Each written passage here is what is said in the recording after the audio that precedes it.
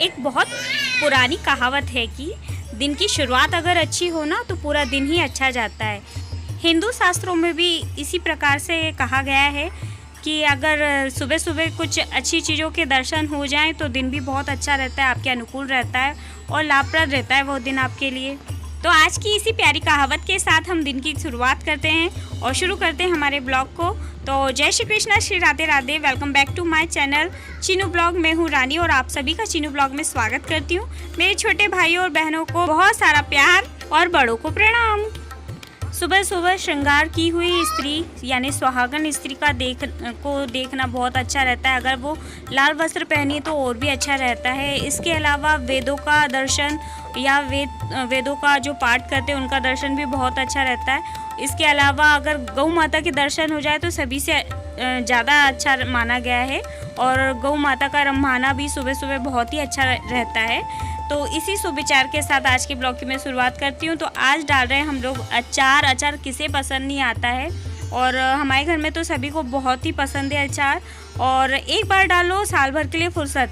तो आज हम डाल रहे हैं आम का अचार। मुझे बहुत ही पसंद है, मेरे बच्चों को भी बहुत पसंद है और हमारे जो भी गेस्ट आते हैं तो उन्हें सर्व भी हम अचार करते हैं, इसलिए अचार का घर में होना तो बहुत ही ज़रूरी रहता है। तो यहाँ हमारा मार्केट से लेके आए हैं फ्रेश केरियाँ, क्योंकि अचार की जो केरी रहती है ना वो अलग रहती है और हमारे घर में अचार वाली केरियों का पेड़ नहीं है, कलमी केरियां हैं, तो इसीलिए हमने मार्केट से मंगाई हुई है और आप लोग भी शायद मंगाते होंगे। तो बिना देरी किए हमने केरियों को काटना चालू कर दिया था, क्योंकि अगर ज़्यादा दिन के बाद डालो या थोड़ी देर के बाद डालो या नेक्स्ट डे डालो तो फिर वो गीली हो जाती है, फिर अचार है ना ख़राब होने का डर रहता है। तो जिस दिन लाए थे उसी दिन हमने अचार डालना चालू कर दिया था। तो यहाँ हम कट कर रहे हैं, पर जो काटने में दिक्कत आ रही है, एकदम बारीक नहीं हो पा रही थी, तो हमने बड़ी बड़ी ही चीर कर ली थी उनकी। आप चाहे तो अपनी सुविधा के अनुसार छोटी भी कर सकते हैं। तो खट्टा खट्टा अचार किसे पसंद नहीं होता। हर मौसम में मूड स्विंग होता है, तब भी हम अचार खा के हमारा मूड फ्रेश कर लेते हैं। तो आज हम डालने वाले केरी का अचार हमारे घर में किस तरह से डाला जाता है वो मैं आपके साथ शेयर करूँगी। तो केरियों को अच्छी तरीके से काट के और उसकी जितनी भी गुठलियाँ थी उन्हें निकाल के और पानी से धोने के बाद पोंछ लिया गया है। उसके बाद जितने भी सूखे मसाले उनको हल्का रोस्ट कर लिया है ताकि ख़राब ना हो अचार और लॉन्ग लास्टिंग चले। तो यहाँ पर जो मैंने मसाले लिए वो ये सभी मसाले, इन्हें हल्की आंच पर सेकने के बाद मैंने तेल गरम कर लिया था, उसमें मैंने मेथी दाने डाले हैं, साथ ही इसमें लौंग भी डाली जाती है। अगर आपको थोड़ा चिरका पसंद है तो लौंग डाल देते हैं।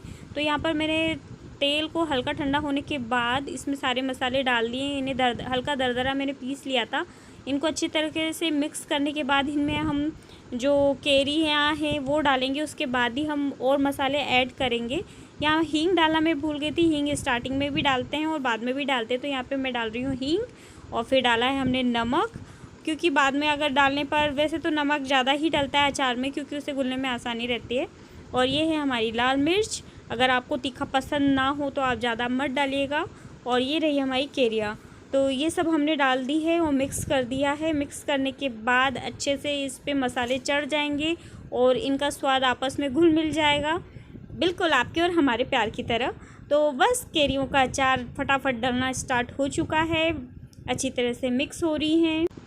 दो टाइप का हम अचार डाल रहे हैं, एक इंस्टेंट खाने वाला, देखिए हम इसमें डाल रहे हैं पानी। जी हाँ, पानी वाला अचार जैसा डलता है वैसा ही डालना है, बस बाद में थोड़ा सा कुनकुना पानी ऐड कर देना है।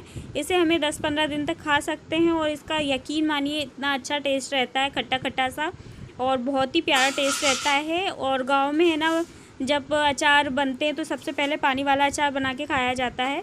तो यहाँ पर इसमें थोड़ा सा काला नमक डाला जाएगा और इसे हम तुरंत ही खाना स्टार्ट भी कर सकते हैं, पर हम नेक्स्ट डे से स्टार्ट करेंगे।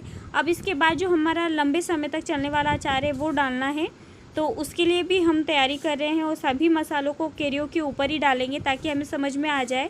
तो जो मैंने रोस्ट किया था ये वही दरदरा पिसा हुआ मसाला है, और सौंफ में कुछ सेगी ही डाल रही हूँ क्योंकि मुझे सौंफ का स्वाद ऐसे ही अच्छा लगता है। पिसी हुई अलग डालिए और खड़ी सौंफ में अलग डाल रही हूँ। और फिर उसके बाद राई बीजी, इसे भी दरदरा पीस लिया है मैंने। सभी मसालों को दरदरा ऐड कर दिया, दरदरा करके मिला लिया है। तो ये सभी हम डालेंगे कैरियों के ऊपर। उससे ये होगा कि हमें पता चल जाएगा कि मात्रा कम है कि ज़्यादा है। हींग का डालना बहुत ही ज़रूरी है क्योंकि ये एक अलग ही फ्लेवर लाती है और साथ ही यह हमारे अचार को ख़राब भी नहीं होने देती है। वैसे तो अचार डालना बहुत ही कठिन लगता है, पर जब हम डालने लगते हैं ना तब पता चलता है कि इतना कठिन भी नहीं है, फटाफट डल जाता है। अगर फिर भी अगर आपके पास इतना समय ना हो तो मिक्स मसाला आता है अचार का, आप वो भी डाल सकते हो। उसमें इतना सब अलग से ऐड करने की ज़रूरत नहीं रहती, सभी मसाले बराबर मात्रा में मिक्स रहते हैं। उस पर पूरा यानी डिटेल में इंट्रोडक्शन लिखा रहता है कि किस तरह से आपको अचार डालना है, कितनी मात्रा में डालना है। तो वो आपको बहुत आसानी पड़ेगी डालने में। अगर आप घर पे अचार डाल रहे हो, पहली बार डाल रहे हैं, तो उसे देख के आप डाल सकते हैं अचार। आप मिक्स अचार मसाला मंगाइए और अचार डाल सकते हैं। मैं वो भी मिलाती हूँ, पर ये जो घर के मसाले हैं वो भी ऐड करती हूँ ताकि स्वाद घर का बना रहे। और वो मिक्स मसाला भी इसमें ऐड करती हूँ क्योंकि मसाला अगर ज़्यादा रहता है तो ज़्यादा दिन चलता है, तो मैं ज़्यादा मात्रा में ऐड कर देती हूँ। तो यहाँ पर मेरा अचार जो है वो कंप्लीट हो चुका है। इसमें सिर्फ डालना था तेल, तो यहाँ पर हम तेल बाद में डालते हैं। पूरा तेल अभी नहीं डाला जाता है, जब बर्नी में हम भरते हैं ना तब डालते हैं। तो ये हमारा अचार कंप्लीट हो चुका है।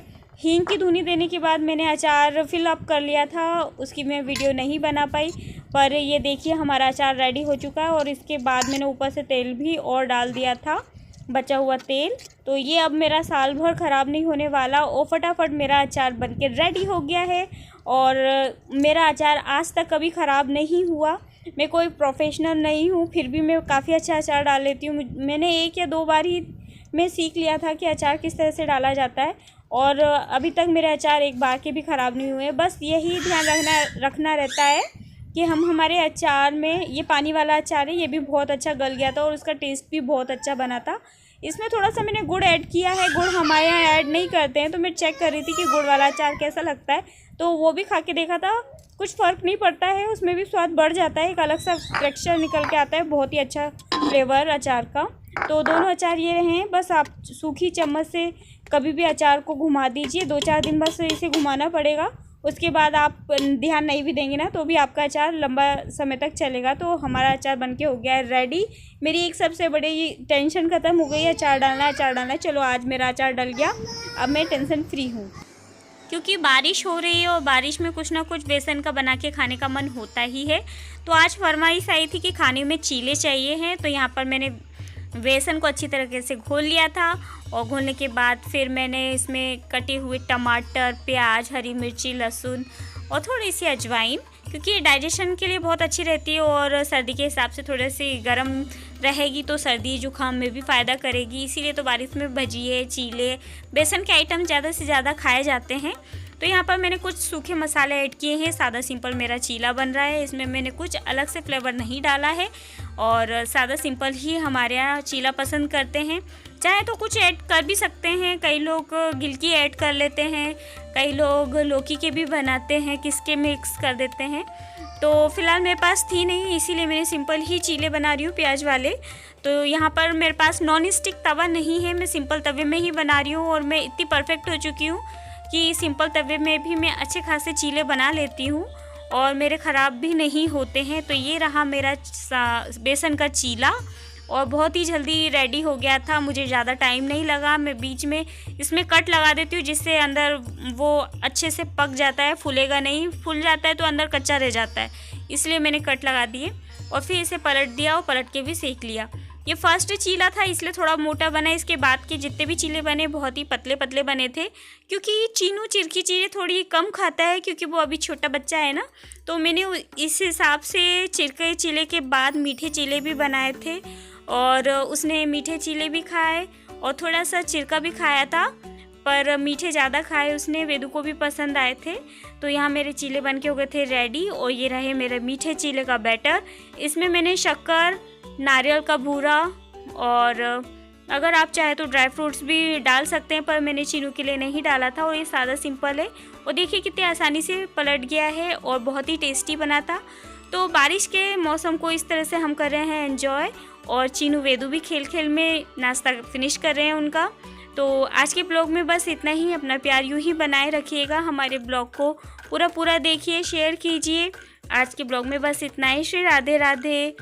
Thanks for watching.